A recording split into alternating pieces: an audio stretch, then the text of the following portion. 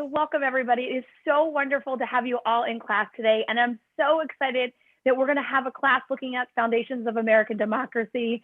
And we're gonna be telling the stories of we the people. So what a great topic for Friday. So we are here today. I'm Curry Sautner. I'll be your chat monitor and send in your questions in the chat or Q&A. But we are here today with an amazing author who we are very excited to share with you, Kenneth Davis. So Kenneth Davis has written the book series, Don't Know Much About History. It's a fantastic series. There's also a few other books, The Strongman that just came out, that we really want to encourage you to check out and look at, because it's a brilliant way to find out more about our history, but also apply that to today and what's going on. What I love about Kenneth, and I've known him for years, we did Kids Corner together. What I love about it is he teaches all of us that history is one of the most fascinating topics, and that Americans do love history. We don't like boring history, we like good history, and that's the history and the storytelling we do at the National Constitution Center. So we are also joined by our top scholar at the National Constitution Center, Jeff Rosen. So Jeff and Ken, welcome. Thank you so much, Curry. Welcome, Ken. And I have so many questions, and our friends in the chat do as well. As we were just discussing before the show started, you became a historian because you wanted to tell people stories about history that would inspire them to learn more, and you do that better than anyone else. I want to start with three abstract ideas, big ideas that we've been talking about all week about American democracy, namely natural rights, popular sovereignty, and the rule of law. Those are big abstractions, but help us connect to them by telling some stories or giving our friends the essence of what you think they should know about them. So let's begin with natural rights. Why were they important during the Revolution and the founding, and who invoked them? Well, let's start with, we have to start with documents, I suppose. And thank you, Kerry and Jeffrey, for this opportunity. I also want to say, first of all, before we get too started, I know we have a lot of questions and we have a little time, but the most important thing, we talked about why I like to write history and why I like history, but the real important reason to study it is not to know those dates and battles, but to understand what the past has to do with the present, to understand how the past has shaped where we are today, and equally important, to understand that we can learn from the past and apply those lessons. I wrote a book 2 years ago about the Spanish influenza, and we should have learned a lot from the Spanish influenza that we haven't necessarily learned, but it's a perfect example of why understanding the history is so important to us. It is not trivia, and it's certainly not just a long, boring list of dates and battles and speeches. This is about the sacrifices that people have made for centuries to win us the extraordinary rights that we celebrate at the Constitution Center. So it's important to understand that sacrifice. It's also important to understand, because I'm sure we'll talk about voting, that throughout our history, it's often been people who had no vote who made the great changes in our history. Because when you don't have a vote, like many young people don't, you still have a voice in this country. And that's a really important part of our natural rights. So when Thomas Jefferson writes those words in 1776, down the street from you guys, he talks about the rights the inalienable rights that we have, the right to life, liberty, and the pursuit of happiness, the right of all men are created equal. These are fundamental. They're not given to us by a government. They are not given to us by a king. They are not given to us by a church. They are inherent in all of us, and we are born with them. That was a radical idea in 1776, even though we may take it for granted today. And of course, those ideas then find a new voice 11 years later, 1787, when, again, down the street from you guys, the men meet in secret in those halls and write the Constitution. Wonderful. What a powerful way of putting it, talking about how when Jefferson and Adams and those great men wrote the Declaration, they were talking about certain inherent rights that inhere in us when we were born. They don't come to us, as you said, from government or by the hand of grace. All right, our next big idea is popular sovereignty, rule by we the people. We talked about how James Wilson of Pennsylvania was one of the great champions for it, but what is popular sovereignty and what should we know about it? Of course, we also have to say that the word democracy doesn't appear in this document, nor does it appear in the Declaration of Independence. But we have this idea that the voice of the people is all powerful. Again, going back to Thomas Jefferson, what does he write? That a just government cannot govern without the consent of the governed. Again, a radical idea in 1776 when most people were governed by kings or popes or emperors. So this is the radicalism and what was truly revolutionary about those words in 1776. And we know we can ask a lot of questions about Thomas Jefferson as a human being and the contradictions that he embodied, that a man who writes all men are created equal goes back to a plantation entirely dependent upon enslaved labor. But that is why this is a very human story, and it does not negate what Jefferson and others accomplished in that document.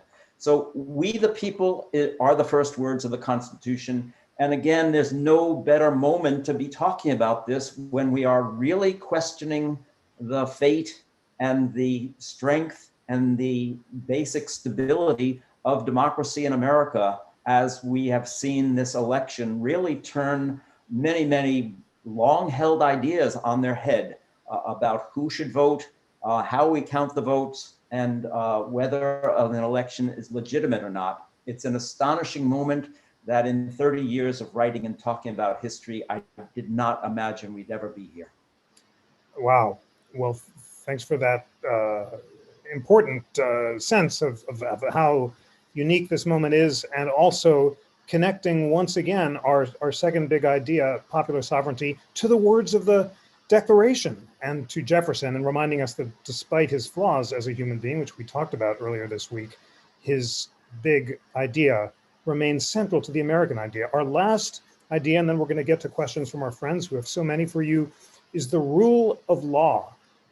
It's a hard thing to define. Can that also be connected to that famous second sentence of the Declaration of Independence? What is the rule of law and why was it important to the founders? Well, of course, the founders were, many of them were lawyers, and they understood the importance of law, and they all came out of a tradition of British law that existed, of course, for centuries before the United States. And so law was extremely important to these men because they understood that law was what protects those natural rights from the rule of a tyrant or a dictator. Of course, Thomas Jefferson went on to list a long series of charges, this laundry list of charges against the King of England for all the things that he had done to the American people that he thought either broke existing law or broke some fundamental natural law. So once again, it comes down to this idea that we are a nation of laws and not of men, even though we're certainly it's a nation that was built by human beings with those flaws and contradictions. It's always important to remember that we can't throw out these ideas just because some of those men might have been less than perfect. Thank you so much for that. I have to ask, because you connected all three ideas to that famous portion of the Declaration, is there a sense in which those words in the Declaration, beginning with "we hold these truths to be self-evident," ending with "the right of the people to alter and abolish it," does that express the core of the American idea? And if so, what story, if you had to pick a single story, would you tell that gave rise to those words? The protests against the writs of assistance, against the Stamp Act. What was the human story that gave rise to that famous sentence in the Declaration? That's a really fascinating and in many ways a tough and unexpected question. I think that Jefferson himself would have said, because he included that long laundry list of charges, I don't think he would have said that any one of them was more important than another. But certainly if you go back to a moment like the Boston Massacre, which involved British troops being in Boston and the assault on citizens, the fact that that courts were being suspended around the country, the so-called intolerable acts. We can, go back to that very simple phrase of taxation without representation and know that that was kind of good propaganda, but not necessarily what this was about. So these were men who understood and believed that, and of course, when I say these were men, of course, all the men at that Constitutional Convention and in the Continental Congress, there were no women, but women were very, very important to the revolution and many of its ideas. And of course, as we all know, Mrs. Adams wrote to her husband and said, "Remember the ladies." And it took until 100 years ago, of course, for the ladies to be remembered in the Constitution. So all of these stories that lead up to that moment that Jefferson writes those words are human stories. They are human stories of people who felt that their rights were being crushed by a tyrant. 2,500 years ago, as I write in the new book, Strongman, the Greek philosopher Plato said that democracy would ultimately fall to a tyrant. And these, the founders, the men who were the framers of the Constitution, the signers of the Declaration, understood that past. They understood that democracy was imperfect, but they certainly did not want to see a republic that would fall to a tyrant. And that's something that we have to keep in mind today. So powerful. And I must ask, because that answer was so galvanizing, what were the human stories that gave rise to the Constitution? We know, as we talked about in class, that the framers were reading those stories of Greece and Rome that you talked about. They didn't want to go the way of Athens, which succumbed to demagogues. And they were looking at Shays' Rebellion in Massachusetts with people mobbing the courthouses because debtors didn't want to pay their debts. Is Shays' Rebellion a story, or would you pick out another one if you were trying to bring to life the human stories that gave rise to the Constitution? Well, I would certainly point to Shays' Rebellion as a central act. And in fact, I did do that in one of my other books, which is called The Hidden History of America, and talked about, it's a chapter called Lafayette's Sword, interestingly enough, because Daniel Shays was a Revolutionary War veteran. He had actually been presented with a sword by Lafayette and held it. But he, like so many other veterans of the American Revolution in the early days of the American nation, which was not yet under a constitution, did not feel that he had gotten the rights that he was entitled to, and certainly not the rights he was entitled to as a veteran who had actually gone to war. So he and a group of other Massachusetts farmers mostly, who were seeing their courts shut down, not by a king in London, but by a group of men in Boston, did what Thomas Jefferson said they should do. They took up arms in rebellion.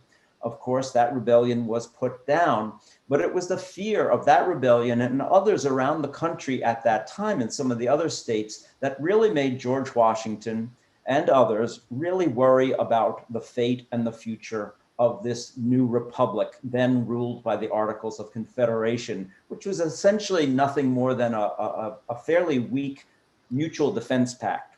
And that is, of course, the single event out of many that spurs the men like Madison and Washington to go to Philadelphia again, originally to revise the Articles of Confederation, but of course they tossed them out and came up with this little operating manual that we call the US Constitution. Wow, this is so exciting that I'm going to keep going. Friends, I know you've got all of your questions, but you can see what I'm doing. I'm asking Ken to identify the human stories at the major moments of constitutional development, and I know you're as inspired as I am. So next, the Constitutional Convention. We've talked about a bunch of big conflicts of ideas between the big states and the small states, between the proponents of slavery and the opponents of slavery. If you had to pick a single story or clash or human drama in the convention, what would it be?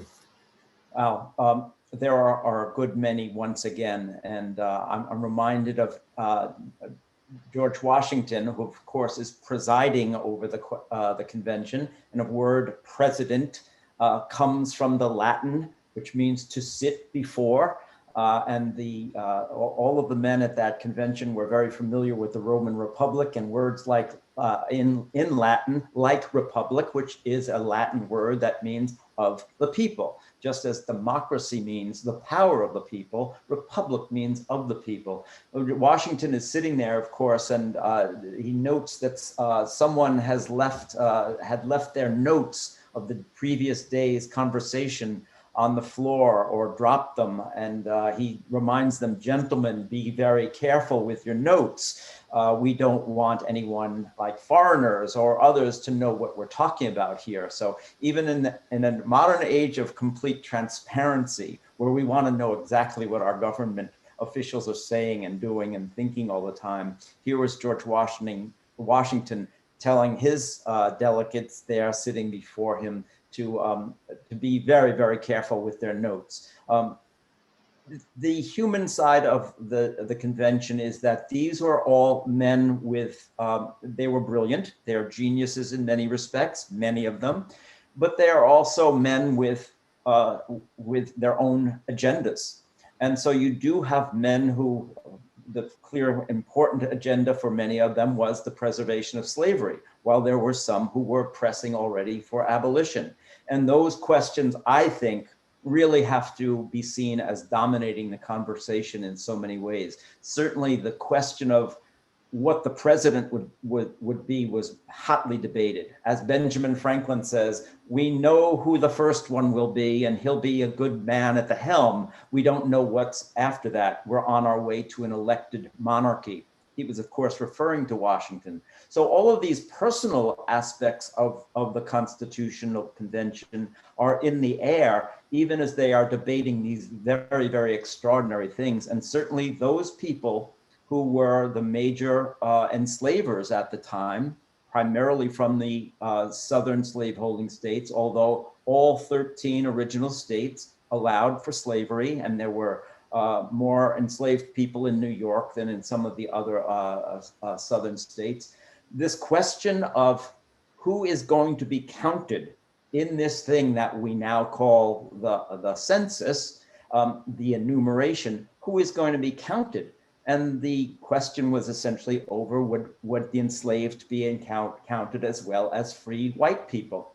And there were many who, of course, the slave-holding population wanted to make sure they were. There were others who said, if slaves are merely property, then why don't we count houses and horses as well? So this was to me, the driving question that we're still grappling with today in many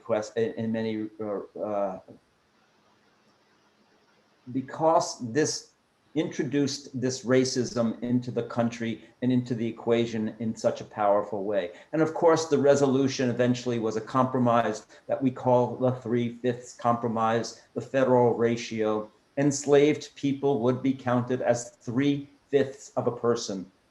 In a practical sense, what does that mean? It means Virginia, which had a smaller population, white free population than Massachusetts or Pennsylvania, had more people when the enslaved were counted, even at 3/5 of a person. What does that mean? 4 of our first 5 presidents are slaveholders from Virginia.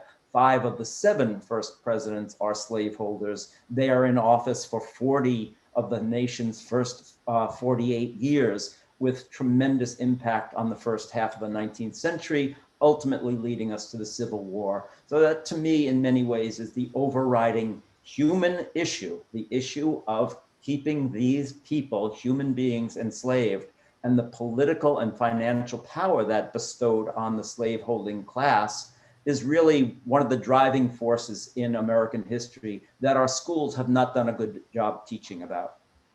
Fascinating. Thank you for framing it so powerfully and reminding us of its centrality in shaping the first presidents and the early history of the Republic. A question about virtue. We had an amazing discussion on Monday about how many of the framers believed that they had to use their powers of reason to master their unreasonable passions like anger, jealousy, and fear. And channeling Aristotle and Cicero, as well as Adam Smith and John Locke, they spent a lot of time trying to be virtuous in the sense of self-mastery. And yet, as you said, many were not virtuous. They were racist. They were slaveholders. How do you account for, if we take Jefferson, for example, how could he have spent so much time thinking and writing about virtue and self-mastery and yet have held these racist views? It's the hardest question, perhaps, that we have to answer as Americans and certainly as historians and people looking back at the past. That's, of course, the reason I wrote this book, In the Shadow of Liberty, which essentially examines that great contradiction. How does a nation conceived in liberty also grow up in chains? It is this central question in many ways of our past that continues down to this day in the racial division in this country, and certainly even in the political issues that we're facing about the Electoral College, which is in many ways descended from this argument. So it's an important one. Jefferson was the most obvious embodiment of that contradiction, although Washington is as well, because he is the man who writes those words, all men are created equal. He had actually argued against slavery earlier in his life as a young attorney. He wrote a condemnation of slavery into his draft version of the Declaration of Independence. It was removed by the Congress. Jefferson later said it was removed by those men who owned enslaved people, as well as those who were making a great deal of money transporting them, which reminds us that I believe it's 41 of the 56 signers either were enslavers or had some hand in the slave trade. So there were very few clean hands when it comes to this in our history. These men saw civic virtue as something that perhaps in a way, we talk about elitism today. There were few groups of people more elitist in a way than the men who sat in Philadelphia. They were the well-wed, well-fed, well-bred of their times, as one historian once aptly put it. And so they believed that they had the wisdom, the knowledge for that civic virtue. And it is one of the reasons, of course, that they decided not to let the people choose the president. That is the reason, even though someone like James Wilson, a Pennsylvanian, wanted the popular vote for presidency. And of course, this is still a burning issue today, more than 230 years later, the popular versus the electoral vote. So these were men who believed in the idea of civic virtue, but like a lot of people, they didn't always practice it in their personal lives. And that's, we can just simply dismiss this as hypocrisy, or we can still take someone like Jefferson or Washington who knew, and I want to also dismiss this notion that these were men of their times and everyone did it, that sort of argument about slavery. Washington and Jefferson certainly knew that slavery was a complete contradiction of everything that they stood for and were fighting for. Washington writes to Richard Morris, whose house he lived in Philadelphia, of course, the executive house there. He writes to him, "No one wishes a plan for abolition more than I do, but as president, he does precious little to bring that about." Of course, in 1796, 20 years after the Declaration, an enslaved woman escapes from his house in Philadelphia. Her name is Ona Judge, and I tell her story in The Shadow of Liberty. He then spent the next 3 years trying to track her down, even using the powers of his presidency to do so. So yes, this is a man of enormous civic virtue who did one of the most extraordinary things in history in a way, that he walked away from power when he could have certainly been president for life. And we have to admire that aspect of his life and his civic virtue, the sacrifices he personally made to the revolution over the years, but you still have to balance it. So history is about a balancing act in some ways. And my career has sort of been a little bit about trying to balance the scales of this perfect view of men like Washington, Jefferson, Madison, with the reality of there being very human people with contradictions, flaws, and imperfections. Thank you for that nuanced and thoughtful answer about how people who attempt virtue in theory may indeed fall short in practice. We have an amazingly astute question, as usual, with lots of them in our chat box. But Lois Coate notes that the New Hampshire Bill of Rights, adopted in 1784, talks explicitly about natural rights, defines the rights of conscience as inalienable, and describes why they're inalienable, because we can't alienate our powers of reason. And she also notes, Lois, I hadn't remembered that since law school, that the Chapter 38 of the New Hampshire Constitution talks about social virtues inculcated and presumes that citizens will attempt to inculcate social virtues by fostering their social passions and overcoming their selfish passions. They're getting this straight from Cicero and Burlamaqui. Lois Coates asked if that had been, why were these issues considered for inclusion of the Bill of Rights? Why rejected if considered, and would their inclusion have possibly prevented today's crisis in our democratic republic? Oh, that's a big one and a tough one. First of all, I want to say, and I probably should have prefaced all my remarks, I am not an attorney, and don't even play one on TV. Good, that's excellent. So much better for us. I'm not sure, and not being versed in the New Hampshire document, I'm not sure I can answer, but let me try and put it into a broader general idea, which is that when you read certainly the Federalist Papers, for instance, when you read the thinking of men like Madison and Hamilton, again, men who had flaws and contradictions, we're well aware of them today, they still thought that there was a public and a civic virtue that needed to be upheld.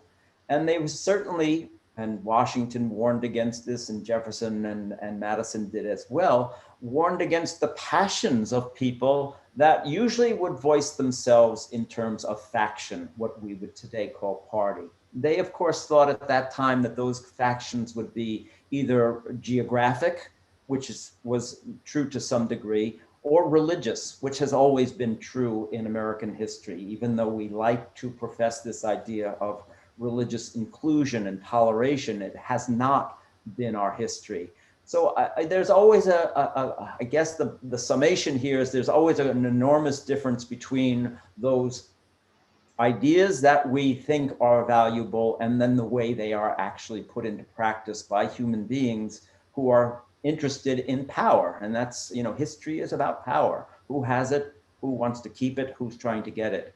And the variety of ways that we try and gain that power are really the distinction, of course, between a democratic system in which the will of the people is expressed and an autocratic system in which the will of the people is erased.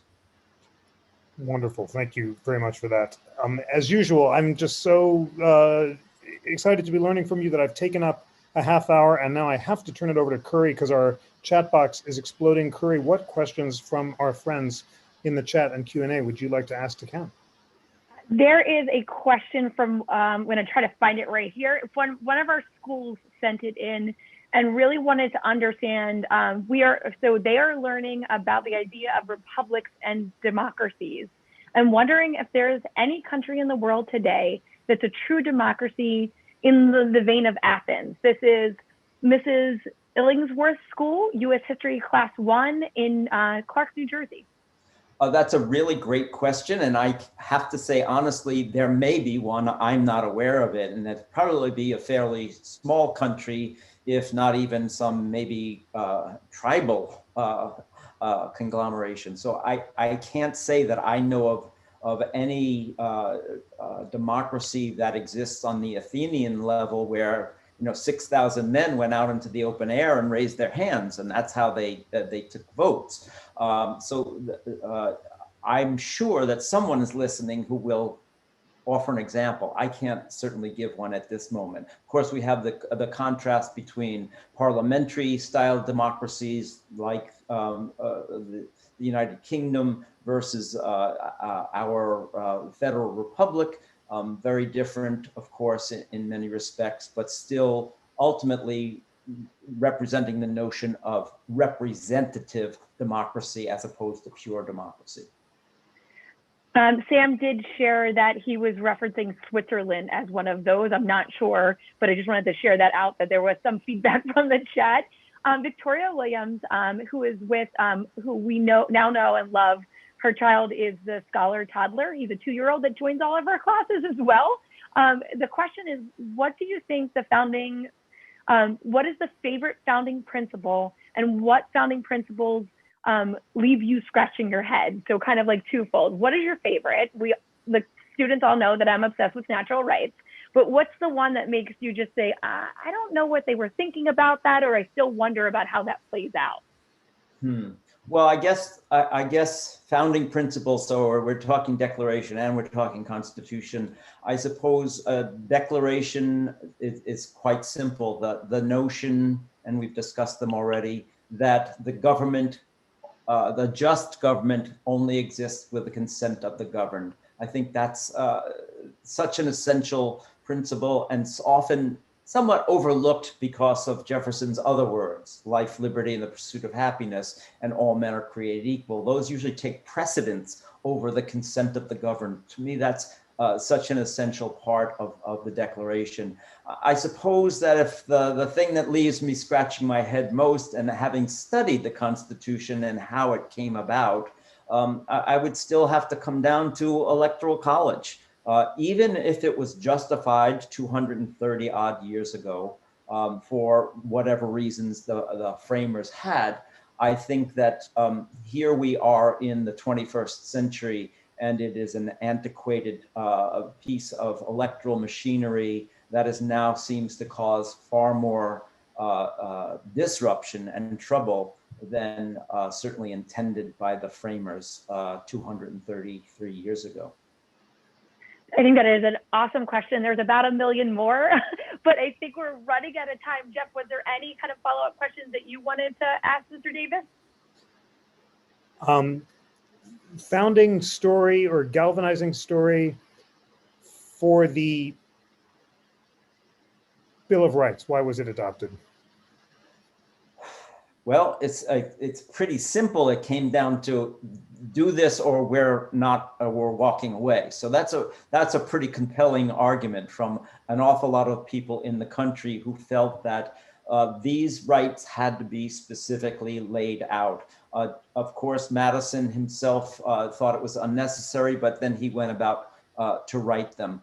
I think that I was thinking you were going to say the essential story of the framing that comes to mind. Yeah. So I don't have a Bill of Rights story, but I suppose still to this day, and it may be apocryphal, that moment in which Benjamin Franklin walks out of the building and the woman says to him, well, Dr. Franklin, do we have a republic or a monarchy? And he says, of course, a republic if you can keep it. And so for 230 odd years, we have kept it. And this, to me, is what is part of what is American exceptionalism. It's not a phrase I really like or like to use, but I think what has been exceptional about the American experiment, and I write about it in Strongman, is that throughout our more than 2 centuries of democracy and a democratic republic, we have not had a strong man. Even in our greatest moments of crisis, the American Civil War produces Abraham Lincoln.